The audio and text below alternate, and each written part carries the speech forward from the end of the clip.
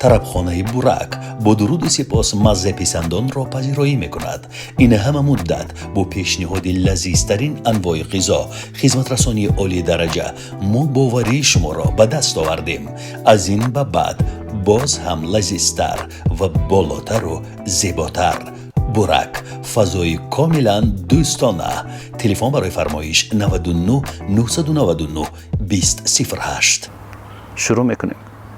زمن رنجیده صیاد هوشمند که خواهد شد، کلید قلف لب‌های خاموش من که خواهد شد.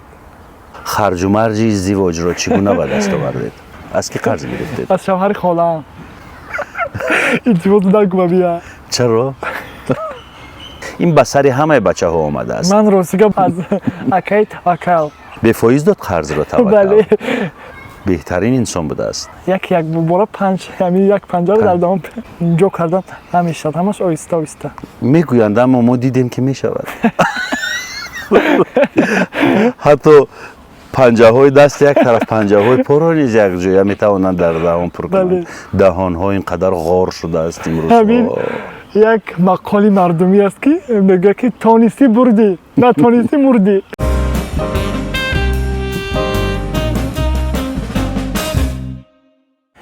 اصلا در فضای مجاز، سوشال میدیا یا حیات همه روزه به سر نفری اگر باران نفرت را بریزید، حرفهای قبیح بزنید نسبتش و او ساکت آرام از زیر باران حرفهای زشت شما بگذرد و در جواب چیزی نگوید، باور کنید خیرد و دانش، عرفان و شعوری او بالاتر از آنهایی است که باران نفرت و تحقیر را با حرفهای قبیح و زشت به سرش ریختند. نه فقط سطح عرفان و خیردی او بالاست، بلکه او خودش دست بالاست. مظفر است، غالب است. مغلوب آنهایی اند که آرامششان را بر هم میزنند. مغلوب آنهایی اند که خودشان را از دست داده حرفهای زشت می نویسند یا در حقش گپ‌های بد می گویند. مغلوب آنهایی اند البته. و کسی که آرام و ساکت می گذرد از کنار این تحقیرها دست بالاست. امروز همین گونه یک جوان دست بالا، مرد دست بالا مهمانی برای ما گفته هاست. شروع میکنیم. زمن رنجیده صیاد هوشمند که خواهد شد، کلید قلف لب‌های خاموش من که خواهد شد. لب لعل خود از پرسیدن احوال من بستی، حریف سرمه آواز گوش من که خواهد شد. بس جام خریدم می از میخانه چشمت، میبستی در برایم می فروش من که خواهد شد. سپاسی زیاد. سلام باشید. من سلام همه بیننده ها رو بر شما میرسانم. جهانی سپاس. اولا سلام و درود صمیمانه و پر از مهر و محبت خود را اولا به شما و بعدا به تمامی تماشابینان کانال ارز میرسانم. سپاس. ممنونم. زبیدالله، خوش آمدید. سلامت باشید. از کجا آمدید؟ از غرمی باستان. از رشتان زمین. خیلی خوب. من لحنی گفتار مردم غرم رو خیلی دوست دارم. سلامت باشید. رحمت کلام. اگر با اون لحن حرف بزنیم استروی نغزم سخوب مکان. ممنونم. زبیدالله، چی مسئله بود که شما پایتخت آمدید؟ من چون زنگ زدم شما گفتید که باز یک روز دو روز دیگر در دوشنبه میمونم و بعد میروم به غرم. چی اتفاق افتاد که آمدید به دوشنبه؟ راستی که ما دیروز در ناحیه ورزاب در کلیپ جدیدی هنرمند جوان و خوش‌صدا امیدجان برهان قرار داشتیم. من شخصا دعوتی بودم آنجا برای در کلیپ نقش آفریدن. من دعوتی بودم، به همین سبب من به دوشنبه آمدم. بسیار خوب. شما چی نقش داشتید اونجا؟ من در نقش راوی توی بودم. بله. خیلی خوب. پسندتان افتاد؟ این اولین نقشی است که شما در میوزیک ویدیوها بازی میکنید.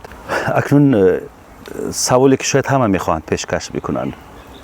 این همه حرف های مسخره آمیز، سخن هایی که در زیر نواری شما می نویسند می کارند، چی تاثیر می رساند به شما؟ شاعر میگوید که جان در تن مردی به ادب لرزان است، سجان بدهی ادب خری ارزان است. از بی ادبی کسی به مقصد نرسد، زیرا که ادب تاج سر مردان است. البته من اولی که سر کردم همین در ساحه اینترنت برآمد کردن رو، گپای خوبم بود، البته گپای قبیح هم بود. من روح افتاده میشدم، البته میدیدم، ولی بودن نفرانی که مرا گفتند که اهمیت نده، مقصد به پیش رفت. حاضر این گپ ها به من البته یگان تاثیرات ندارد. همه آن نفرانی که گپ قبیح می‌نویسند و یا آداب و اخلاق و معرفت و مدنیت خودشون نشان میدهند. درست است و آنها مغلوبند، غالب شمایید. بله. میدونید از کدام لحاظ مغلوبند؟ از لحاظی که شما آرامش آنها رو برهم زدید.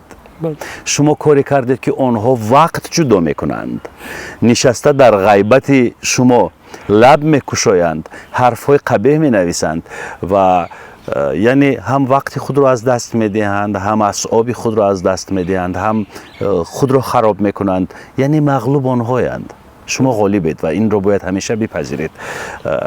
اما به هر صورت حرف زشت به تاثیر نمیماند در قلب انسان. شما گفتید اولها تاثیر میکرد بر شما، یعنی غمگین میشدید. بله، بنهایت غمگین میشدم. حتی من خود به خود فکر کردم، گپی قبیح زیاد بود، مقصد یک کامنت خوب بود 10 تا بعد گفتم که این با فکرم من به مردم پسند ناومدم. لیکن بعد با نفرانی واخوردم که مرا روح بلند ساختند، گفتند که اهمیت نده. باز من یک تا ویدیوی دیگر پرتافتم که دیدم که گپی قبیح هم هست و خوبم هست. باز پرتافتم، باز دیدم که گپی خوب زیادتر است. آفرین. سلامت باشید. این را بدانید که در راه هنر صد و مانع‌های زیادی هستند در ابتدا و همین ابتدا دشوار است. البته هیچ کار به مشکلی نمی شود. البته بولینگ، پریسینگ، فشارآوری، شکستن عزت، شکستن احترام همیشه در همه جا بود. هم در جامعه تاجیکانه ما، هم در جامعه مردم اروپا و آمریکا. وقتی که ما می‌بینیم ستاره ها حرف میزنن راجع به حیات خودشون در سکول، اون مدرسه هایی که تحصیل میکنند یا در محلی که زندگی میکردند، اونها رو نیز تحقیر میکردند، سرشان فشارها میآوردند. شما در ابتدای راه هستید هنوز. البته. چه چیزی وضع شد در دنیای شما، در اندیشه های شما؟ قوی تر شدید؟ البته به نهایت یک تکانی به نهایت سخت بود در حیات من آرزو میکردم که در بین مردم مشهور شوم. من فکر نمیکردم که با یک غزل توانم در بین مردم نفوذ پیدا کنم، اما این ناگهانی شد. حاضر در همه جا، در کوچه ها، حتی در همه جا زیمن رنجیده مردم گفته صدا میکنن. ولی سپاس بر شما. شما باری دیگر نام این ابرمرد ادبیات را برای نسل امروزین، نسلی که پابند این تکنولوژی رقمی هست، به اینها گفتید که شعر چیست، نصف کجاست، سعیدا کیست. سپاس بر شما. سلامت باشید. من میخواهم زبیدالله درباره خودتان قصه کنید. چه زندگی دارید در روستا غرم؟ اکنون یک فهمش خیلی وسیع است. کجای غرم؟ من زاده در دهه کوهدامن. سالهای قبل اشتباه نکنم کاوری یا کاورک میگفتن. دهه کاورک. جماعت باقر همزاده در آوازدار کمراب زندگی میکنم. عمر به سر میبرم. در مؤسسه از فن تاریخ و حقوق به نسل نوروز درس میگویم. اکو در روستا به همگان معلوم است که هیزم جمع کردند، کار در صحرا، چرواداری، علف درف، همه کارهای دیگه رو میکنیم. زبیدو ببینید در اینترنت، در سوشال مدیا آدم ها چهره اساسی خود را نشان میدهند. یعنی اینترنت کاری کرد که نقابی آدم ها را از رویشان برداشت. کسی که زشت است همون زشتی خودش را بیرون میاره در اینترنت میکرد. زمانی که هنوز سوشال مدیا رشد نکرده بود، در فضای یک روستا کسی با مسخ و کارهای هنری شما لب نمیکشد. البته این بی‌نهایت زیاد بود. اگه ارزو جان این بی‌نهایت زیاد بود. فشار می‌آوردن. البته حتی از زمان بچگی بود و حالا هم هست. هنوز هم هست. همه نه، بعضا نفرو هست. مثال کوچه دم میروی گشته میخندن این همون بلاگر است یا این است یا اون است. از بعضا هستن نفرانی نزدیک خودم که میگویند که از این کار درو یک علف درو، یک کاری صحرا، از این کار یگان فایده نمیبینی. علف درویده؟ البته حالا هم میدروم، کاری صحرا میکنم. زمین داره؟ البته این جایی ننگ نیست. چی میکاری در زمینتان؟ هم کارتوشکا و سبزیجات و سیب میچینیم. وقتی سیب است. در اویله چند نفر زبیدالله جان؟ در اویله همگی 6 نفر. 6 فرزند. پدر و مادرم و من و برادر و دو خواهرم. دو پسر دو دختر بله، هستی؟ دو پسر دو دختر. از اهل خانواده کسی باز برای هنر نه. قدم زد یا نه؟ فقط شما؟ بله فقط من. دشوار است؟ بله یک هیچ کاری دنیا بی دشواری نیست. امیدوار هستم که آهسته آهسته انشالله دشواری ها رو پس سر میکنه. در شهرها نیز همین وضعیت است. نه همه هنر رو درک میکنند، نه همه هنرمند رو دوست میدارند، نه همه میفهمند. و همین خاطر شما باید هیچ وقت روح افتاده نشوید و این رو بدونید که برای هنرمند زیستن در یک روستا یا نمیدونم یک محله خیلی دشوار است. هنرمند باید در مگاپولیس زندگی بکند، در شهرهای عظیمتر باید زندگی بکند. لااقل اگر مگاپولیس هم نباشد، شهر کلانتری باشد، چون که شهرها برای رشد هنر شرایط خوبتر و بیشتری دارند.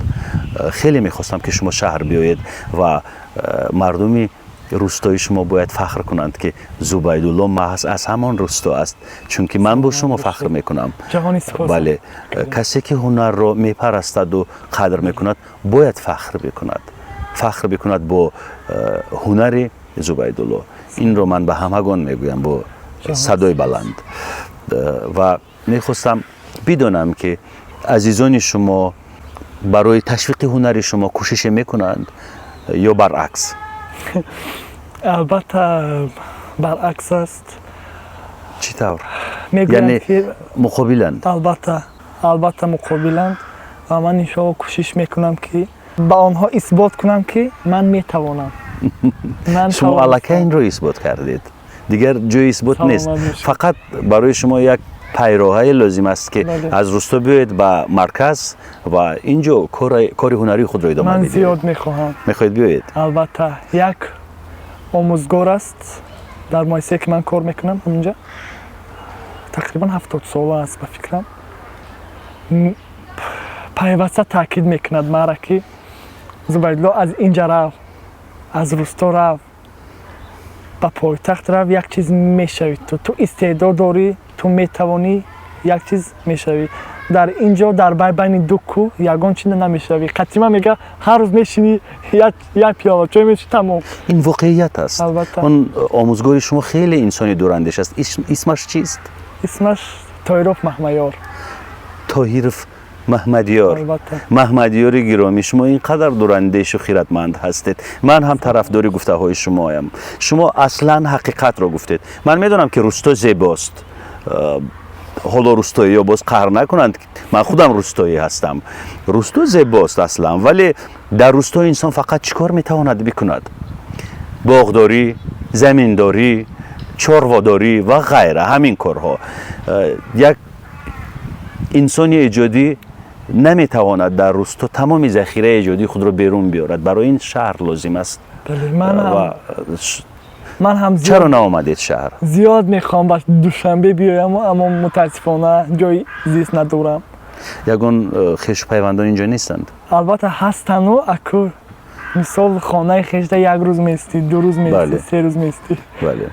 اصلا همین تصمیم گرفتن شما این خودش الکی یک کاری خیلی بزرگ است. به آرزویتان میرسید حتما. البته از ناامیدی ها بس امید است، پایان شبی سیاه سفید است.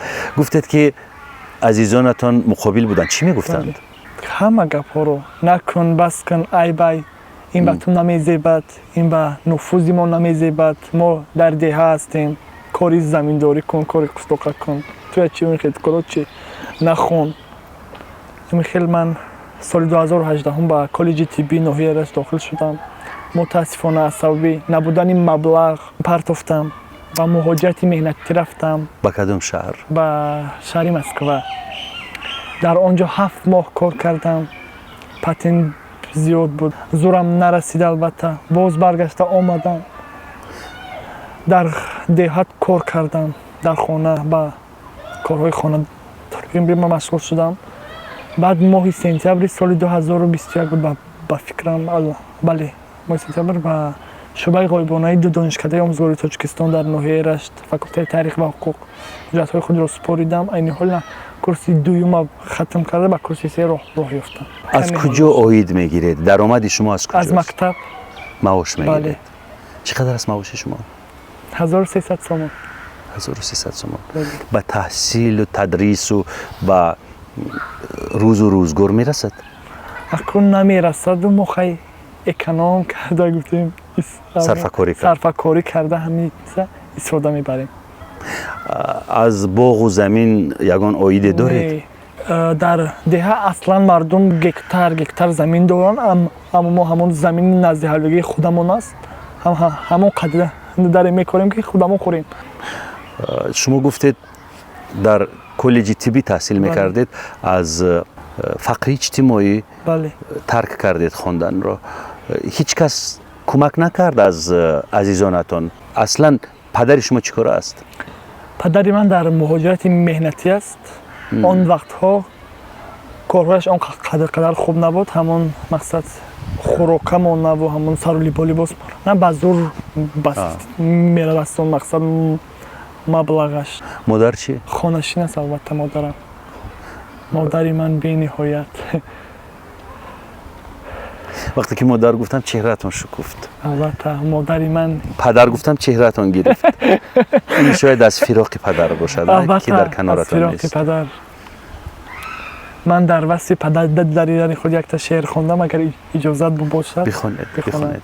ای چراغی در شب تارم پدر، رهنمایی در برم بالم پدر، باشی دایم سرفراز جان و دل، ای ستون خاندانم جان پدر، باشی با مادر همیشه جاویدان، ماهتابی در شب تارم پدر.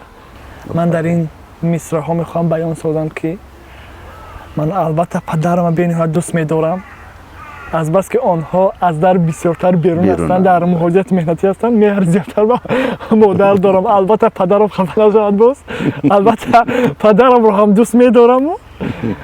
البته پدر شخصیتون خاندان است. پدر دریاست و مادر ساحل. پدر بهترین انسان است، لیکن من زیادتر با مادرم بله، چون با مادر به وای رسیدید به همین خاطر. مادری من به این در زندگی عذابی سخت دیده است. چی عذاب؟ همین عذابی که مقصد پدرم که در مهاجرت مهنتی بود، ما خرد بودیم، فرزند کلانی من بودم، گاو و مال در بین چارواها کار میکرد، در صحرا کار میکرد، علف میداد دروید. من دلم میسوخت، میره رفتم به مادرم کمک میکردم. یک وقت از شجاعت و از ننگش که گفته پیش از حد و همسایه همون علف دروم، در علف درو بود، من همه خیلی دلم سوخت، دست گرفتم آمدم قطعی مادرم وای کردم. علف دروم که دستم زدم هوشم رفته است. مادر مرا برداشته از زمین برده در خانه و چنقدر گریه کرده و تنها من یک محل خواستم که مادرم در بالای سرم. با همون عقل کودکیم فکر کردم که دنیا در بالای من چپه شد. مادر فقط در صحرا کار کرد، در یگان اداره دولتی کار نکرد؟ مادرم میخواست کار کند اما من نگذاشتم. در کجا میخواست کار بکنه؟ در مؤسسه. از سبب که ما در دیه هستیم، در مدرسه. بله. چی کار میخواست بکند اونجا؟ فراش. من فکر کردم که معلومات عالی. نه، مادری من معلومات میانه دارد. میخواست فراش بشه. البته اما من گذاشتم خودم چرا نگذاشتید؟ نمیدونم اکو اون وقتا کودک بودم عقلم به همه کار نمیرسید اما حاضر فکر میکنم از همسنفانم شرم میکردم از یارو رفیق و از مردمی دیه چی میگفتید به مادر؟ میگفتم اوچا جان کار نمیکنه من خودم کار میکنم من تا وقت ابیتی درس میخوندم تا نصف روزیه بعد ابید به بچه‌ام میشدم پس مکتب که همه رفت همون فرشه گرفته تا وقتی شام وای میشدم پنهانی؟ بله اوه خدای من. مادر چی میگفت؟ هم اشک میریخت و تا حال در سر دسترخوان که میشینیم همان روزها را یاد آورده گریه میکند پیوسته مرا نصیحت میکند پیوسته که کاری کن که در آینده محتاج یگان کس نشوی هنرتون رو دستگیری میکنید؟ البته. چی میگه؟ کاری کن که در جامعه آبروی خودت پیدا کنی در آینده همون نفرایی که تو را پس میزنن و وای میکنن محتاج به تو شوند اما به خاطر آنها هم زندگی نکن که محتاج برای تو بشوند. البته بله بر رغم کسی برای اثبات کردن چیز زندگی نکن. بله برای دل باید زندگی باید بکنی. روزهای دشوار گذشتند یا هنوز هم زندگی هنوز دشوار هم است؟ هست هنوز هم دشوار است. دشوار است البته و من آرزو میکنم که این روزها رو و امیدوار از آن هستم که این روزها رو پسی سر میکنیم. زبیدالله شما مرا گریاندید. زنده باشید استاد عزیز شما واقعا دل پاک دارید انسانی بزرگ هستید دلی مهربان دارید من یک روز میروم به خبرگیری شما حتما بیاید استاد عزیز رشتان زمین میروم به خاکبوسی آن دیار نازنین میروم بیاید استاد عزیز قدمتان بالای دیده شما بغرمی ما بغرمی ما بیاید حتما میایم و میخواهم که شما با من کمک کنید در مسئله همصحبت شدن با هنرمندان رشتان زمین هستند. چرا البته خیلی زیادند شنیدم میدونم میشناسم در سوشال میدیا بعضی نوارها رو ویدیوها رو هم دیدم ولی میخوام که بروم از پیش چشم به چشم گفتگو بکنیم با هنرمندان رشت. با جان و دل. زبیدالله گفتید زندگی هنوز هم دشوار است. یعنی از آن زمانی که کودک بودید زندگی دشوار بود تا امروز هیچ بهبودی نشد در زندگی؟ البته بهبودی شد که من توانستم که قدم خود رو به ساحه اینترنت گذارم. اویلا دارید؟ البته نه همین یک ماه پیش اویلا برپا کردم. شه بچه بله داماد سلامت باشید استاد عزیز من در همین جای برنامه میخوام که برای مادر عزیز خودم شعر شما رو که با قلم شما ایجاد گردیده است با صدای خودم زمزمه سازم. قربان میشوم بخونید. آچه دستان تو دائم به دعا آچه آژنگ رخت حرف خدا زیر این چرخ فلک هیچ گهی نشوم کاش من از آچه جدا آچه قربان تویم نیمه جان تویم آچه جان گرد دامان تویم گرد دامان تویم. آفرین. سلامت باشید. این یک هدیه بود از طرف شما به مادر عزیزتان. چون سخنوری خوب هستید در هر گونه سور و چاره‌بینی و خرسندی ها هنرتان رو پیشکش میکنید به مردم؟ البته سال 2018 با فکرم اگر خطا نکنم در چاره‌بینی سطحی ناحیوی و جمهوری به حیث راوی برنده محفل ها بودم. صنف 7 بودم در آزمونی قرائت شعر بهترین در ناحیه سزاوار جای اول گردیده بودم. بهترین. از اون طرف یگان درآمد میآید کم کم یا نه؟ البته هست. خیلی سرشوی کار است. شما میگویند که یک باره 5 یعنی یک 50 در دام جو کردم همیشه همش آیسته آیسته میگویند اما ما دیدیم که میشود. حتی پنجه های دست یک طرف، پنجه های پا را نیز یک جایی میتوانند در دهان پر کنند. دهان ها اینقدر غار شده است امروز. همین یک مقالی مردمی است که میگه که تونستی بردی، نه تونستی مردی. بله. بازی دوره تونستن است. زمانی هست که باید شما ریسک خود را، حق بله. خود را از دهان شیر بکشید. اما من تا حال نتوانستم. یاد میگیرید. البته اکنون همین تیم میگیرم. و همزمان سال 2024 برای من بینیت یک سال با بود، چون من توانستم اولین کتاب خود را، مجموعه شعرهای خود را با نام احساس دل روی چاپ بیارم. و خوب میشد که از اشعار خودتان یک چیزی که بخونید. اگر عاشقانه باشد خیلی خوب است. باشد استاد. رفتی از پیشم دوباره برنگرد، سینه‌ام کردی دوپاره برنگرد. از غمت آواره‌ام در کوه و دشت، بر سری کویم دوباره برنگرد. در شبی مویت پریشان گشتم، پیش من ای ماه پاره برنگرد. در سمای خاطرم ای نازنین، ماه بودی یا ستاره برنگرد. از حیاتی من که رفتی بعد از این، با فیغان و آه و ناله برنگرد. گرچه با صد آرزو و شوق من، می کنم سویت نظاره برنگرد. گر زبیدت واله و زاری تو هست، بی وفا دیگر بزاره برنگرد. اندیشه های نظمیتان والاست. فقط سپاس.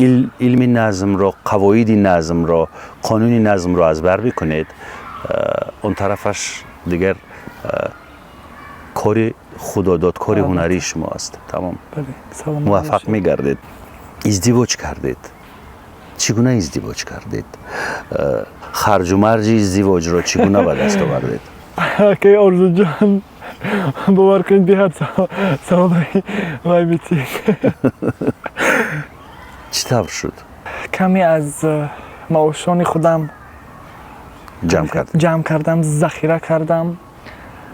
کمی بیبی مادرم، بیبی مادریم که مرا به نهایت نغز می‌بیند، منم او را به نهایت نغز می‌بینم. من سپاسش بگوید. البته بیبی جانی عزیزم، من تو را تا وقتی هستم دوست می‌دارم. بهترین انسان هستی. الهی همیشه جاویدانه باشی. همیشه تا وقتی که من باشم در کناری من باشی. کمی از مبلغ‌های پسنداز نموده خودم بود در تویم. البته زیادش از آن بیبیم بود، از نفقه‌اش و از دیگر جمع‌آوری کرده بود. البته پدرم هم روان کرد، باز تقاهایم روان کردن، عمک‌هایم جمع کردن، خیلی جمع کرده. توی برپا شد. اکو توی آنقدر سطحی بلند نشد، لیکن خیلی نصف شد. سطح بلندی توی این کار و فر خرج زیاد نیست. سطح بلندی توی این خود انسان است. بله. بله. و من فکر میکنم که شما خودتون سطحی بلند دارید سلامت و اون باشید. خانومی شما باید افتخار بکند که چنین یک شوهر ایجادکار دارد. جهانی سپاس، سلامت باشید. اما البته درست قید کردید که چیز و چاره که مهم نیست. اما متاسفانه در دهات بعضا نفرانی هستند که میروند و دسترخوان یک کسه نگاه میکنن، بعد اکو چی دارد و چی ندارد. چی ندارد. انا این وای کرد، انا وای کرد. خیلی زشت است. البته همین اکو. به هر صورت قرضدار نشدید؟ شدیم. البته چقدر؟ قرضدار شدیم. یک 10,000 سومون. 10,000 سومون. زبیدالله زنگ گرفت 10,000 سومون قرضدار شد. همین قرضدار شدیم. اما انشالله که از معاشون از این سومون جمع کرده انشالله. از کی قرضدار شدید؟ از کی قرض گرفتید؟ از شوهر خاله‌ام. اون بیچاره هم یک هشتم هست. اسمشون چیست؟ ارتباط نگو بیا. چرا؟ نمیدونم. بگویید این زندگی ما است زبیدالله. همه بچه ها میدونن این رو. بچه هایی که زن گرفتن، مخصوصا بچه های مهاجر که میروند عذاب کشیده یک پسنداز جمع میکنن، میان زن میگیرن، به هر حال نمیرسد از یکی قرض میگیرند. این به سر همه بچه ها آمده است. من راستیگه باوری نداشتم که اکای آرزو با من این گونه سوالها می‌پرسد. این سوالها رو اصلا انتظار نبودم از اکای توکل. آن بیچاره هم شوهر خالد. البته یک داشت تنهاست. من اولا به توکل سپاس میگم. به فایز داد قرض را توکل. بله. بهترین انسان بوده است. در این شب و روز در دهات فایز گذاری گم نیست حالا. خیلی خوب در این شب و روز هیچ کس به فایز بله. قرض نمیدهد. یگان مهلت ماند توکل. بیچاره گفت که کاری که پیدا کنید بعد عادتی. اکنون بگویید دختر رو خودتون انتخاب کردید یا البته خودم در مؤسسه تعلیمی که اول کار در اومدم در صنف دهم میخوند. بعد که مکتب رو تمام کرد بعد همیشه خواستگاری کرد. بله مادرم گفتن با همراه بیبیم که اکو وقتی چی شده بیا اکو با همین دولت و سهولت آیله برپا کن. 9 ایون تو کردیم. بهترین آرزوی یگانه من این است که صاحب پول شوم و با همراهی مادر و بیبیم رو از مبلغ خودم جمع کرده خودم به خانه خدا فرستم. این یک یگانه آرزوی من در حیات همین است. خدا در قلب شماست. سلامت باشید. البته خدا در اندیشه شماست. بله. هر چی که دل خواست هر چی که دل خواست نه آن می شود. هر چی خدا خواست همان می شود. البته بروزگی خداوند یگان کار هم شود. من شب و روز دعا میگویم که خداوند در کارهای ایجادی در کارهای آینده من برار عطا کند و باز از این هم بیشتر و بیشتر ایجادیات من رشد و رونق یابد. هنر هم شاخه های زیادی دارد. کدام شاخه هنر به شما پسند است؟ بیشتر ایجادکاری. تئاتر، سینما، تلویزیون، رادیو. تلویزیون این به من به نهایت معقول است. همین سال از تلویزیون تاجیکستان به من پیشنهاد کاری شد. این تصادفی بود. من در برنامه ارزی مهر همچون اشتراکچی همچون مهمان دعوت شده بودم. اشتراک کردم. همون راهبریت تلویزیون دید است سخنرانی مرا مهارتم رو. من غرم رفتم. یک روز زنگ تلفنی شد که شما رو دیرکتر تلویزیون تاجیکستان با دوشنبه دعوت میکنه.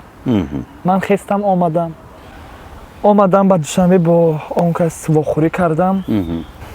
ولی باز یک چیز دیگر گفتن که ساحه تلویزیون به تو نامیتید و نانه. مقصد همان راهبر تلویزیون. کسی به شما نام نمیدهد. شما نام میدهید به این یا آن مؤسسه. تلویزیون یا تئاتر این همین یک 4 دیواری خشتی است. و خود به خود به انسان ایجادکار اون 4 دیواری خشتی حرف زدن نمیتواند. 4 دیواری خشتی نمیتواند برنامه تهیه بکند و پیشکش کند. این شمایید که نام میدهید به این یا آن مؤسسه کارخانه، یعنی نام آن را، اعتبار آن را، عزت آن را با هنر خودتان بلند میکنید. من همیشه میگویم اول هنر، پیشتر هنر، بالاتر هنر. بله. هنر و هنرمند پیشتر از همه، اولتر از همه و بعد این یا دیگر. بله. این مثل همان است که در یک کاسه خیلی زیبا برای شما شربت میارند. شربت مهم است یا کاسه؟ شربت مزه دارد یا کاسه؟ شربت. البته شما شربتید. اون مؤسسه هایی که کار میکنید همون کاسه را میماند. فرق ندارد. غذای خیلی خوردنی و لذیذ و خوش‌طعم رو میتوانی در یک کاسهش حتی نیم شکسته هم بیاری. من هم شنیدم که بزرگسال‌ها میگفتند طلا در زیر گوه گاو هم عیان است. بله. بله. طلا در قبط خاک هم طلا میماند. هیچ وقت قیمت خود را از دست نمیدهد. هنرمند نیز همین طور است. بله. یگان نقشه کشیدید که چیکار میکنید؟ به نهایت وقتم کم است. وقت نمیابم که بسیارتر به ایجاد مخصوصم و برای چی که از پگاهی تا بگاهی کاربر صحرا، کار خانه این خیلی همون شب یک لحظه مشغول میشم باز ماندگی اینترنت هست نه اینترنت تماما اینترنت موج است بنیاد سست است در دهه شما؟ بله. با کجا می روید؟ به و مرکز ناحیه در مرکز ناحیه بله. خوب است. باز از دهه ما از مرکز ناحیه 40 کیلومتر دورتر است. دورتر است. بله. راهش خوب است؟ البته با دستگیری صاحبکاران وطنی رحیم جان باباجانов راههای ما پورا منفش گردیدند من شنیدم. اما متاسفانه راه هست و متاسفانه ماشین نیست. از همون دهه ما که در آخر کمراب جایگیر است یک مشروطه است این دوشنبه او دوشنبه همه هر هفته یک بار میبرد. یک بار میبرد. بله. ولی سپاس بر رحیم جان که در آبادی البته. یک گوشه سرزمین بله. خیلی مردانه بله، حصه بله. میگذارد. سپاس میگویم. میخوام که به آرزویتان برسید شما سلامت باشید انشالله. و حرفی دل ما را اون چیزی که امروز در میان گذاشتیم همه شنید. بله. مهمتر از همه خدا شنید. البته بله سلامت باشید. من به شما موفقیت تمنا میکنم. جهان سپاس. و شعر بخونه در آخری برنامه امروزه. یک غزلی دیگری من با نامی یک گل دارم. یک گل دارم ز صدها گل برایم بهتر است. گل فراوان است لیکن آن گلی من دیگر است. هست دوریش برایم کلفت و رنج و عذاب لیک دوریش هم برایم از شکر شیرین تر است. گرچه 3 حرف است نامی عشق در گفت و گذار این نکاری سهل باشد مشکلی بهروبر است. هر که هستی عاقبت مجنون همی سازد تو را در جنون افتادگان را عشق آخر رهبر است. گفته بودم که ز عشق و عاشقی دل برکنم کو علاج که دل زارم به دست دلبر است. کو علاجی که دل زارم به دست دلبر است. سپاس. تشکر که آمدید. جهان سپاس برای دعوت. سلامت باشید. خاتمه میبخشیم برنامه را. مطمئنم که برنامه پسندتون افتاد. راجع به زبیدالله، سبک زبیدالله، استایل او، هنر زبیدالله اینجا در زیر بنویسید. زنگوله را زیر کنید، پسندک را پخش کنید و با شبکه ما پیوست شوید. نوشته های شما را میخوانیم. زشت ننویسید.